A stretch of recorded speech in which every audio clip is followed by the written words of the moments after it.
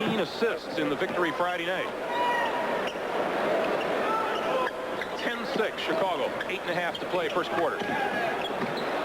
Humphries. That one off the mark. And going up high for it is Jordan. Down the lane. Look at the look at Horace Grant.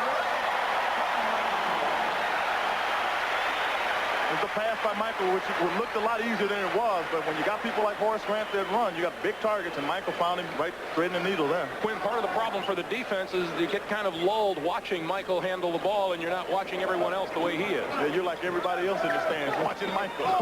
Robertson inside, dishes back out for Roberts. Del Harris said that it is unlikely that Fred Roberts, Brad Lohaus, and Jack Sikma will have as bad a night collectively as they did Friday night. Jordan. He shot that one and was turning around coming back before it went in the basket. 14-8. Bulls lead, 7:35 to play first quarter. Roberts had to change his shot. Sikma fakes it and is fouled by Cartwright.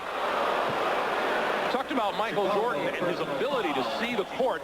Watch this one. Well, the interest is clearly what's Michael going to do with the ball, but you see right there, the defense doesn't get back. Jack tries to help out, but Horace Grant showing he can get from one end to the other very quickly. But Michael, again, he's feeding Horace. Now, Horace will rebound better when he's fed the ball like Michael just did, so it'll be interesting to watch to see what his rebounding ends up like. Humphries back outside. Alvin Robertson. A little long over the backcourt, out of bounds, Chicago. Alvin Robertson scored 22 points here on Friday night, but many of them were on the break or down low. He doesn't hit many from the perimeter. Well, Dell likes Alvin Robertson because he's a great defensive player. His offense is a plus, but if he can get his offense off his defense, that's where Alvin is at his best. Grant.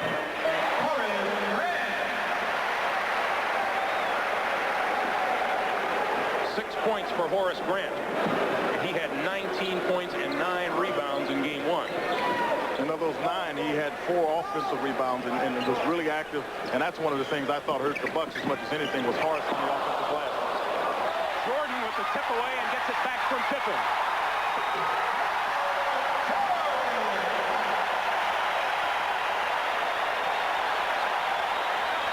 There's another steal credited to Jordan. Here comes Pippen. And that'll be an offensive foul. That will not count.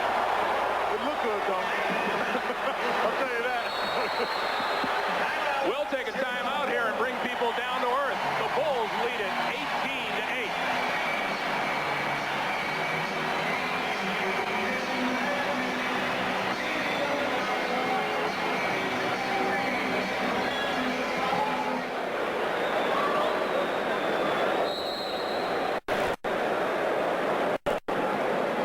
Welcome back to Chicago Stadium, everyone. Connie Chung with what sounds like good news, and we certainly hope it comes to fruition. And of course, CBS News will keep you updated throughout the afternoon. Meanwhile, we approach 6 minutes to play here in the first quarter, and the Bulls in charge by a score of 18-8. And Ricky Pierce has come into the ball game for the Milwaukee Bucks, and when he's not in there to pass the ball. No, Ricky's going to get it up. You can count on that.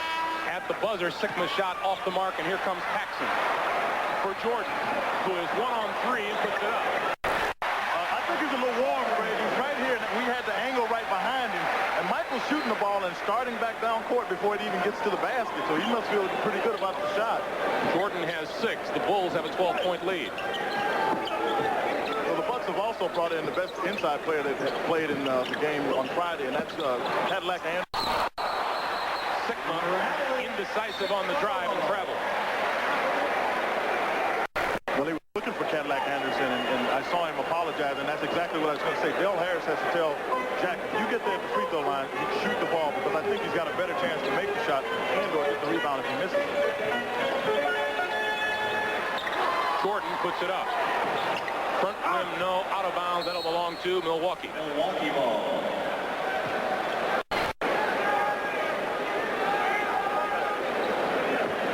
Jay Humphries bringing the ball up, and so far doesn't show any of the effects of the pulled groin muscle that he suffered here on Friday night. Well, I'm not sure I agree with you, Greg. I haven't seen Jay Humphries try to beat John Paxson, and I thought that was a mismatch in favor of Humphries, and I believe that groin hurt him. Ricky Ricky Pierce gets his first bucket. I think what Jay Humphries is trying to do is preserve himself because, you know, it's a long game, so he doesn't want to take a chance with it. Fine, Quinn, be that way. Thank you very much. Shot clock down to 10. Alvin Robertson on Jordan. Nice pass for Pippen. Oh, the shot was great, but you're right. Cadillac gets called for the foul, but Michael made a great look.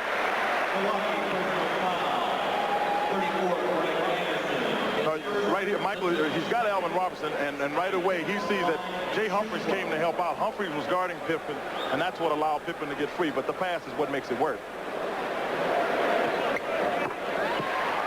Three-point play for Pippen. He has 7. And this is one of the things the Bulls will do. After a made free throw, they'll come out in their full-court press. And Alvin Robertson having a tough time in the backcourt.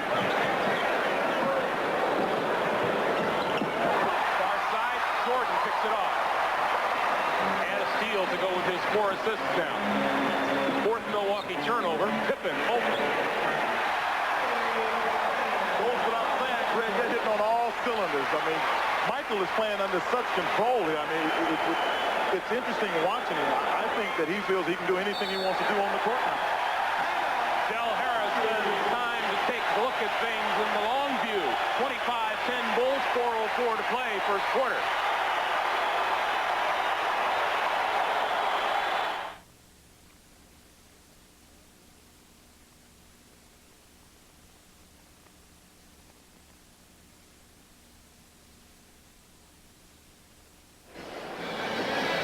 Playoff season has had its high points, not the least of which was the Boston Celtics just going bananas yesterday afternoon against the New York Knicks, breaking the old record held by these Milwaukee Bucks, who had 156 points. Well, I think as impressive as anything as that is, of those 157 points, they had 46 assists. Now that's when you tell that it's a great passing team, very unselfish, and as long as you play that way, you've got a shot to win games. Meanwhile, the Bulls have gone on a tear over the last 3 minutes and 44 seconds, outscoring the Bucks 13-2, and have pulled out to a 15-point lead with 4:04 to play here in the first quarter.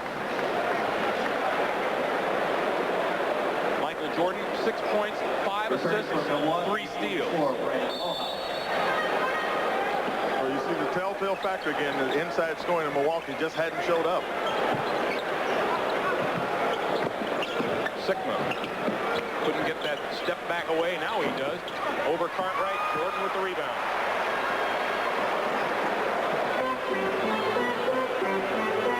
Looking for an opening, dishes for Pippen. Michael is just driving, getting everybody else in the game, staying in the flow. But he's got Ricky Pierce guarding him, and Ricky Pierce is a great offensive player, but because he concentrates on offense, defense is going to be tough for him to stay up with, and Michael is tough for anybody to play against. Scottie Pippen has 11. Pierce. Oh, no. Rebound, Cadillac Anderson. And that's what I said. Cadillac is the guy that played big for the Bucks on Friday. He had 10 points when he came in. He didn't play long, but he's about as close to a banger as they can have on the team with the absence of Larry Krystkowiak. With about 3:15 left, Milwaukee comes up with its first offensive rebound. They only had 1 in the first half in game 1. Cartwright, turnaround. Anderson with the rebound.